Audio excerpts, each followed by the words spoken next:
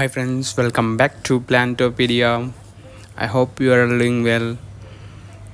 Let's start our today video. ఈరోజు మీ ముందుకు తెచ్చినాను ప్లెక్ట్రాంథ్రస్ plant. It's an మనం ఇండోర్ అన్నా అవుట్డోర్లో అన్నా ఎక్కడైనా పెంచుకోవచ్చండి. ఇది ఒక డెకరేటివ్ ప్లాంట్. చూస్తున్నారుగా చిన్న చిన్న గ్రీన్ లీవ్స్తో పాటు పర్పుల్ కలర్ ఫ్లవర్స్ చూడడానికి చాలా అందంగా ఉంటుంది.